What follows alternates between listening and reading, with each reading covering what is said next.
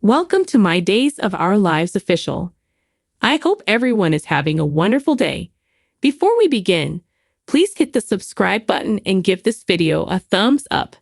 Holly wants to know why she discovered Tate and Sophia half naked together when she gets to the cabin. Tate claims he turned off Sophia. His want is to be with her alone. Holly accepts him. The expression on Sophia's face told her that he had rejected her. She also has complete faith in him. Tate mentions Holly's Aunt Sarah after a few kisses. She questions who would strike someone with a vehicle and then take off.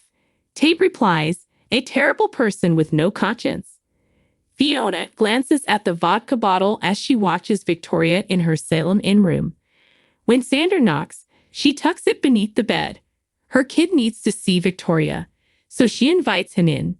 Fiona inquires about his condition. When the authorities apprehend the individual who almost murdered his wife, he will recover. Brady opens the townhouse door for Jada, but he questions her want to view his automobile. She says they have a partial plate and it fits the description of the vehicle that struck Sarah. She demands to see it immediately. Brady claims it was taken. As he opens the door for Jada, Brady gapes. Kristen discovers Chad examining the old bedroom picture he and Abigail shared. "Where is the lady claiming to be Abigail?" she asks. Declaring herself to be Abigail, Chad recalls being stabbed by Clyde. Kristen queries if Chad is certain that the recollection is genuine or whether she may be lying. Chad claims a DNA test was conducted and the results were positive. "It's Abby." Kristen expresses regret. Her only goal is to keep him safe. With caution, he thanks her. After Kristen departs, Chad takes another thoughtful glance at the picture. In the park, Abigail runs across Dr. Mark Green. They give hugs.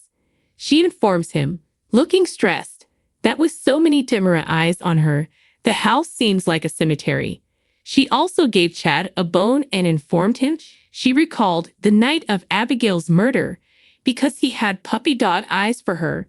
Mark believes she made the correct decision. It doesn't seem like Abigail had an option.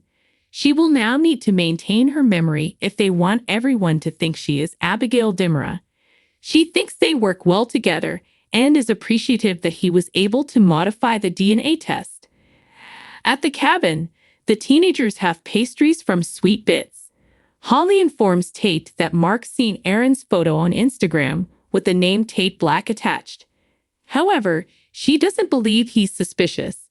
Tate, relieved, says that Mark reared Aaron and Felicity after the passing of their parents. Holly remarks, "Talk about a great guide, right?" Xander informs his mother that the cops have a partial license plate at the Salem Inn. Hopefully, they'll track down the individual who struck Sarah.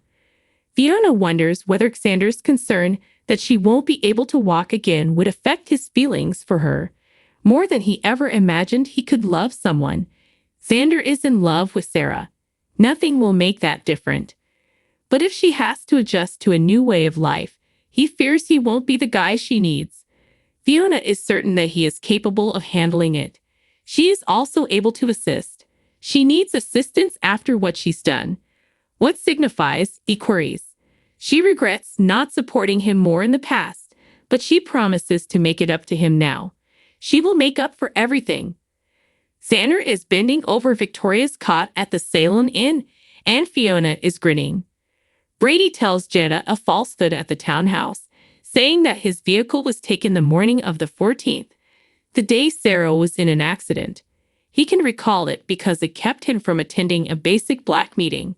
He was under pressure to cover for Xander at work, so he chose not to report it. Jada believes there's a chance the one who struck Sarah and took his vehicle is the same person. She instructs him to report anything at the station. Mark informs Abigail that they must talk about their plans next stages while they are at the park. However, Chad discovers them before they can. Abigail makes up the story that she was just seeking directions from this nice man. Chad says discussing the night Abigail was stabbed would help elicit additional memories once Mark departs. What color robe was she wearing, for example? Chad looks at Mark and Abigail at the park. Marlena discovers Jada photographing a vacant spot in the townhouse garage. Brady reported his automobile as stolen.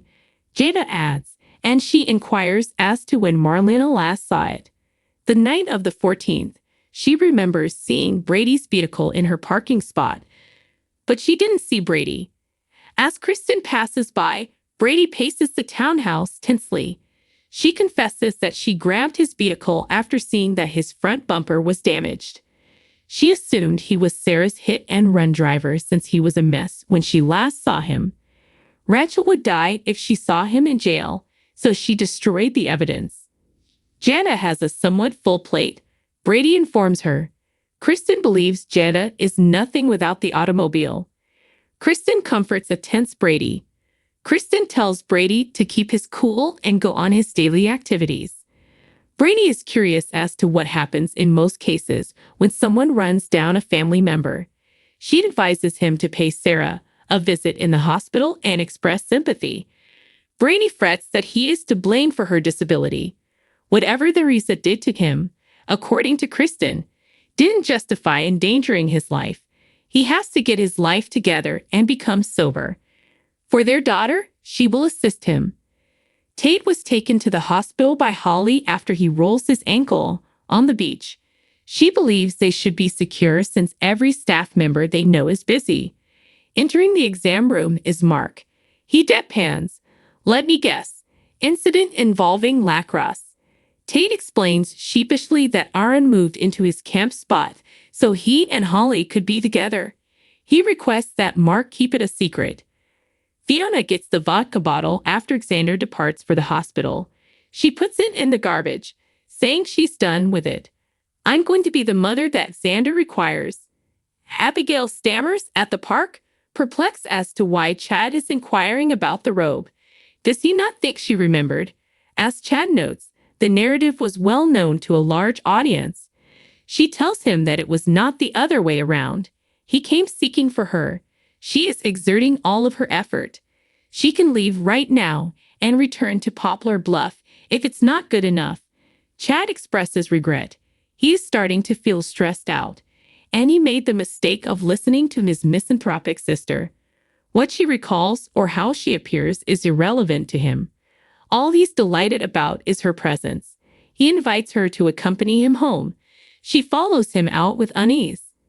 Tate is given the diagnosis of a sprain by Mark after an examination. He's also forbidden from disclosing to anyone his medical records, including where he had treatment, in his capacity as his physician. Mark reassures him that he can maintain secrecy. When Xander meets Jada in the square, he finds out that they have a suspect. Tate and Holly go across the hospital lobby on crutches. They are happy that none of their relatives were present to greet them. Brady saunters past and pauses, staring at his kid. After that, Tate confides in Brady and Kristen alerts each about her concerns on Days of Our Lives. Thanks for watching if you like this video. So please don't forget to subscribe my channel and don't miss any updates.